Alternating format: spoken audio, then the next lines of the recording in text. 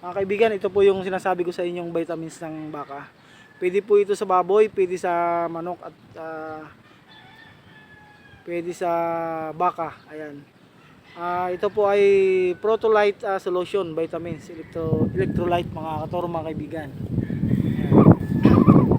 Ang mix po nito mga katoro mga kaibigan, sa 16 liters po ay bali meron po tayong 4 gallon sa 16 liter dito po sa timba na to mga katoro. Ayan. Ang mix po nito sa 4 liters ay bali 2 kutsara. So bali ito ay 16 liters. So ang mix po nito mga katoro ilalagay nyo ay bali 8 kutsara. Kutsarita. Ayan. Ito po mga katoro. Ito pong kutsara na to. Maliit. Yan. So bali 8 po yan. 8 ganito. Maliit lang na kutsara mga katoro mga kaibigan. Yan. Ito po ay simpleng-simple lang mga katoro mga kaibigan. Ilalagay lang po natin sa tubig tapos ating ilalahok. Ayan.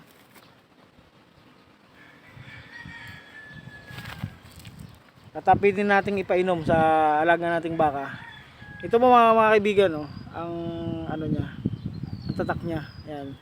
Ito po ay binili ko mga katoro kanina sa sa may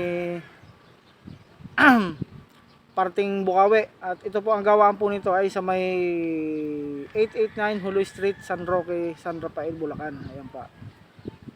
Trico Pharmacy Corporation. Ayan. Bali po ito ay natesting ko na kayo ng maga sa mga alaga kong mga baka. Okay po naman mga katoro mga kaibigan. Ganado po siyang uminom. Marami po silang naiinom. So ito na po, may mix na po tayo.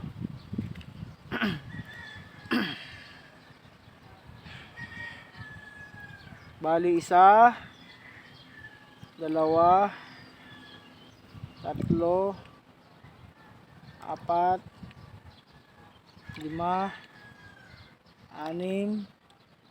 So, pagkatapos po nun, mix po natin para po humalo sa tubig.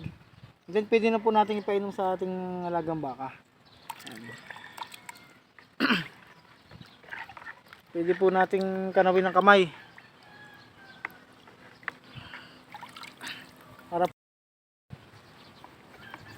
Yan po mga katoro mga kaibigan. Bibigay na po natin kay Payat para inumin niya. Ayan po. Ayan po mga katoro. Yan na po yung vitamins na bibigay natin kay Payat, oh. So bali po yung 16 liters mga katoro ay 8 kutsarita ang ilalagay nyo dun sa 16 liters na timba sa tubig. I-mix nyo po ng kamay para sure na nahalo siya. Ayan po. Dati po kaninang maga mga katoro mga kaibigan, tinisting ko na po yan sa mga alaga kong baka.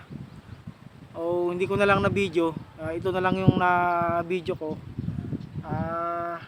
Parang sa tingin ko po naman ay magandang gamitin sapagkat ayon dun sa aking binilihan. So ito po yung binibili ng mga magbabaka sa kanila.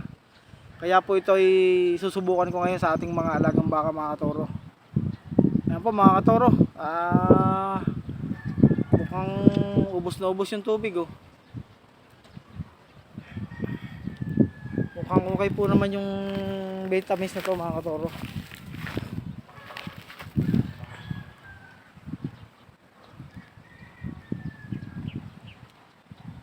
At sa loob po ng isang buwan siguro ay makikita natin ang epekto nito.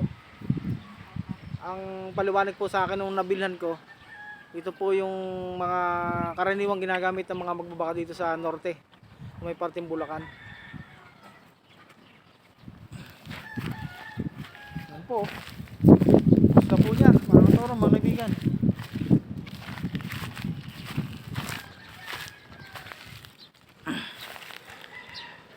So ito po mga katoro mga kaibigan yung ginamit natin, oh. Electrolyte. Ayan, solution.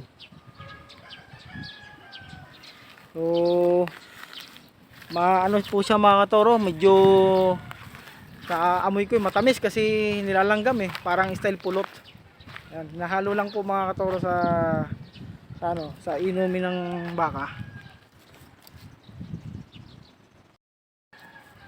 Yan mga katoro, guri nasaksihan nyo yung pag-inom ng aking baka ng vitamins na niloko sa santibang tubig. Yan, maayos po naman yung nainom at ubos na ubos po mga katoro mga kaibigan.